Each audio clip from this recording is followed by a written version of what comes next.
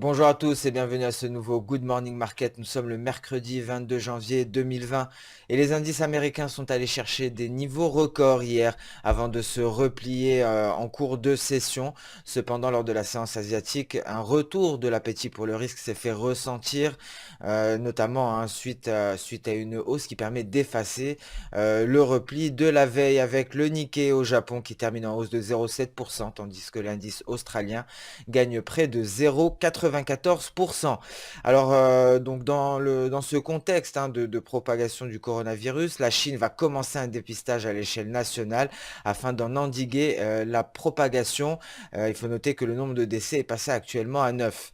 Et donc, selon Goldman Sachs, donc les effets de ce coronavirus se feront également ressentir sur le pétrole. Et donc, ça aura un impact sur la demande de pétrole et en particulier la demande de carburant pour avions étant donné que le trafic aérien risque de diminuer en raison de ces inquiétudes. Dans ce contexte-là, le Brent et le WTI sont en repli ce matin. Sur le volet commercial à présent, selon un rapport Bloomberg, la Chine et les États-Unis n'ont toujours pas fixé de calendrier pour les négociations de la phase 2, car ils souhaiteraient se concentrer sur la mise en application de l'accord de la phase 1 dès à présent. Et donc Telegraph rapporte que l'Union européenne est sur le point de proposer au Royaume-Uni un accord commercial à des conditions plus strictes qu'à d'autres grands partenaires commerciaux comme le Canada ou le Japon.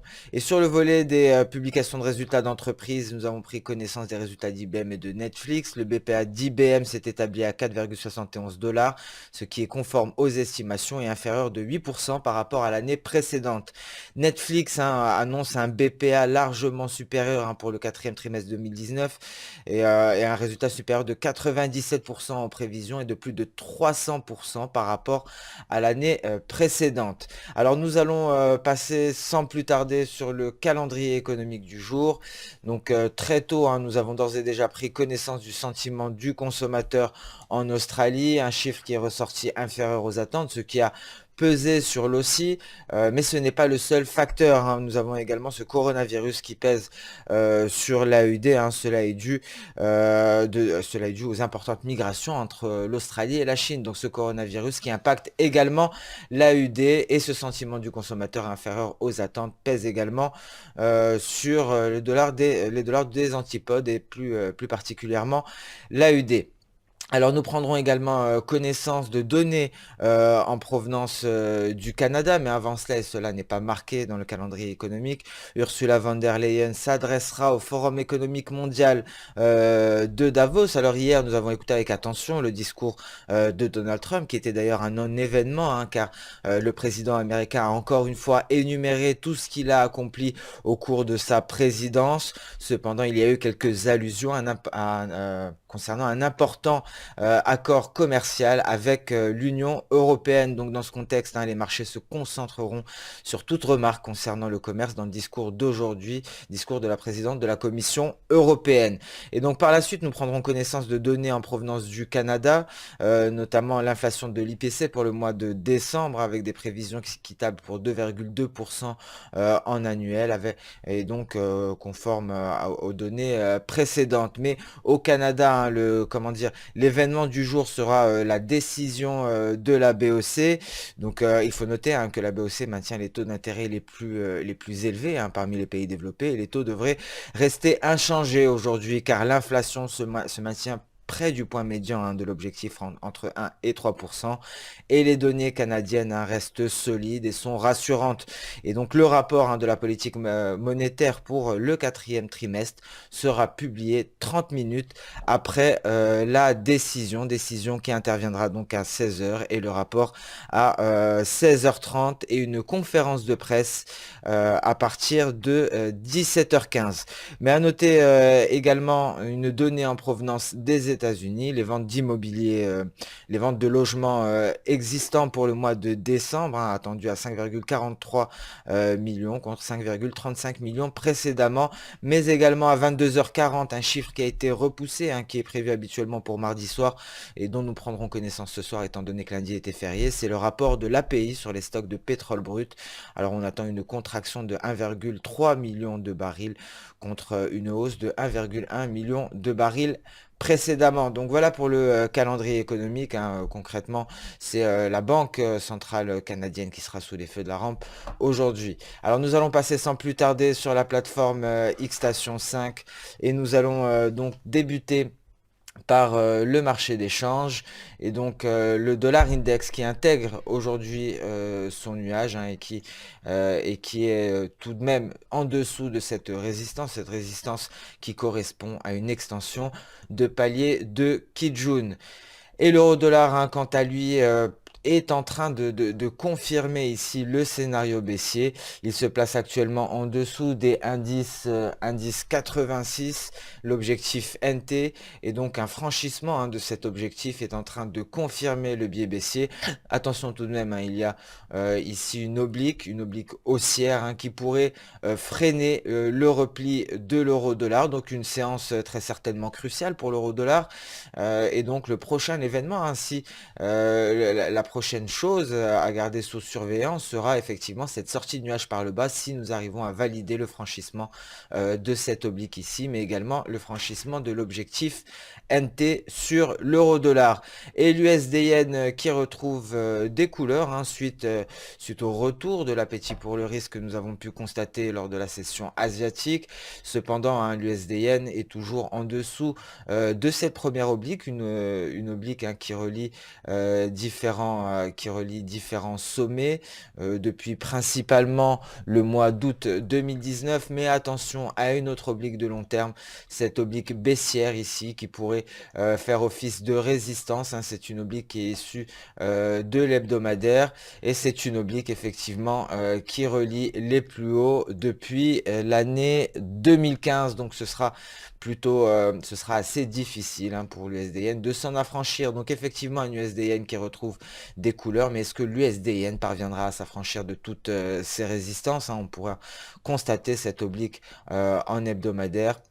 Donc ce sera le dernier obstacle pour l'USD-Yen afin de valider la reprise, hein, de cette tendance haussière que l'on peut observer dès à présent en journalier et qui est due à un retour de l'appétit pour le risque, étant donné que le yen est une valeur refuge et donc repli du yen japonais, ce qui se traduit par une hausse de l'USD-Yen.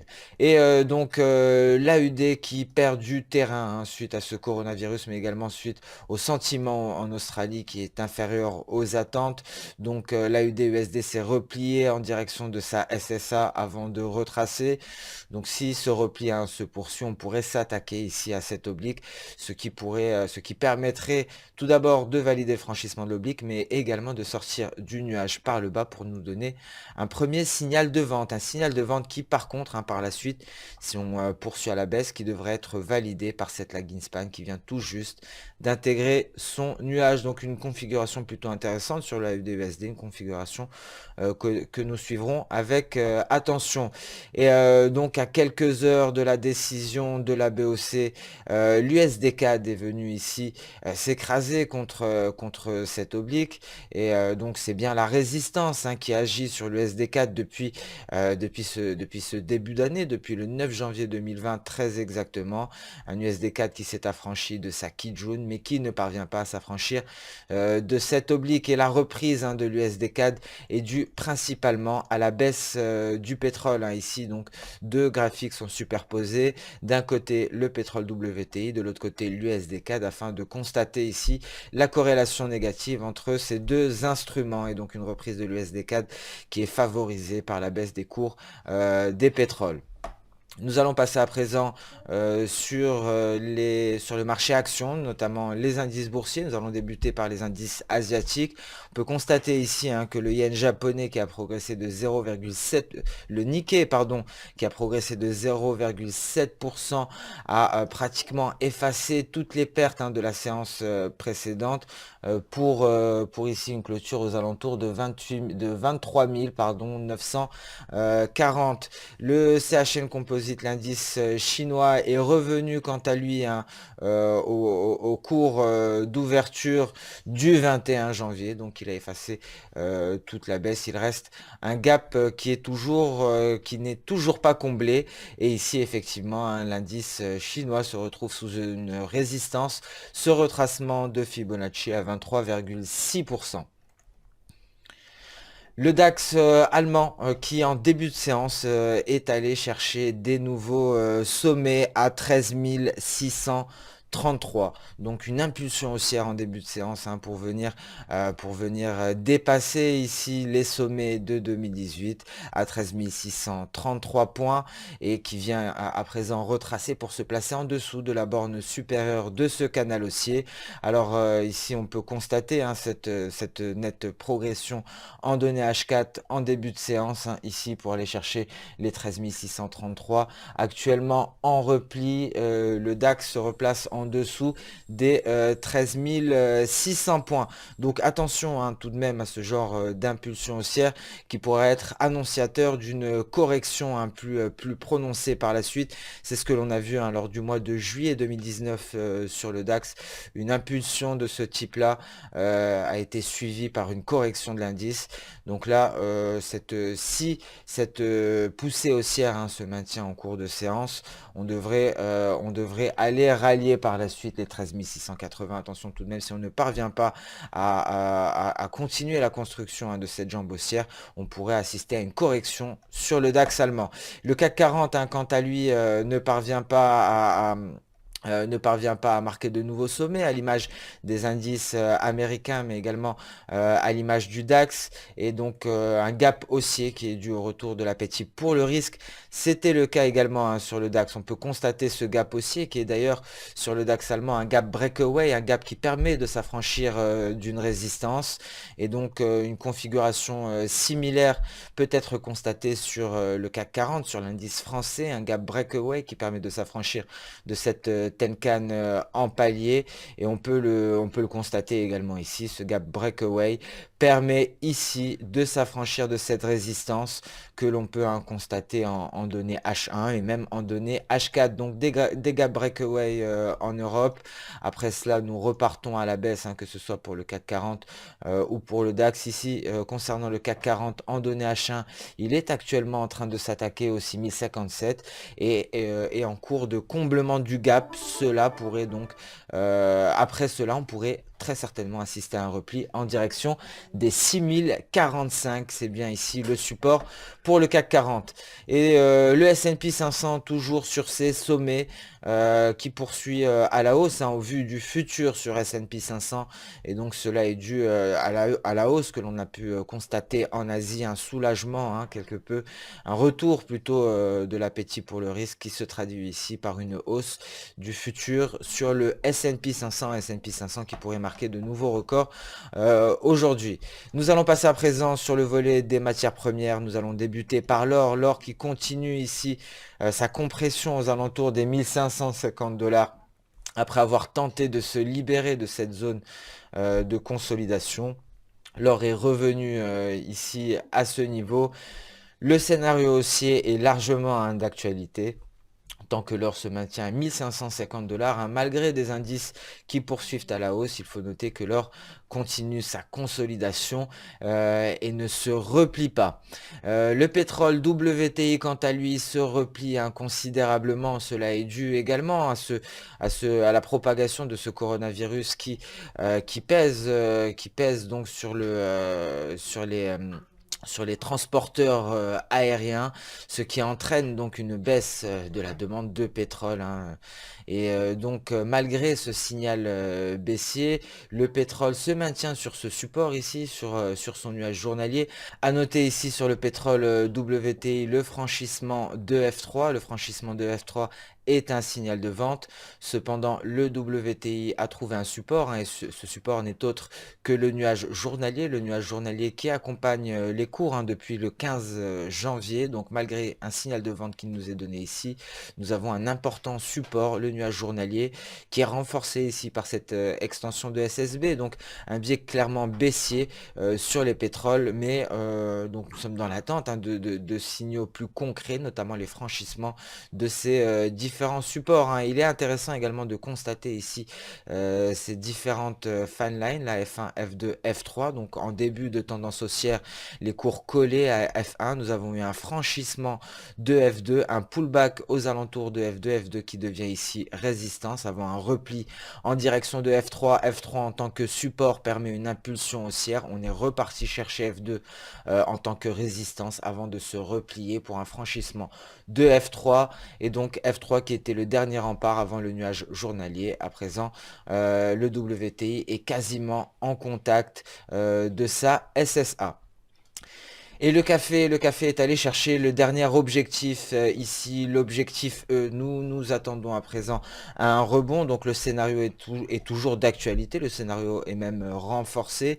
Le café est allé directement à l'objectif, on s'attend à un rebond aujourd'hui et la prochaine cible est à 117,30 environ, ce palier de SSB, mais également l'objectif N issu de cette vague en N, et cela pourrait être confirmé par un repli de l'USD BRL au vu de cette étoile du soir, une étoile du soir qui est incomplète ici. Si l'USD BRL fait une grosse bougie rouge, ce sera annonciateur d'un retournement, ce qui favoriserait ici le rebond sur le café.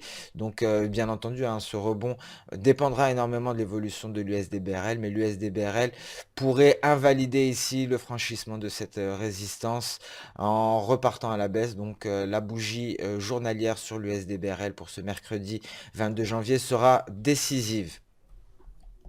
Et à noter également le cacao qui, après nous avoir donné notre signal, après nous avoir proposé deux pullbacks ici et donc deux différents points d'entrée, poursuit à la hausse en direction de l'objectif qui est aux alentours des 2990. Ce Good Morning Market touche à sa fin. Je vous remercie d'avoir suivi avec attention. Je vous souhaite donc une excellente journée, une bonne séance de trading. Je vous donne rendez-vous dès demain pour un prochain point marché. En attendant, n'hésitez pas à liker, commenter ou même partager cette vidéo.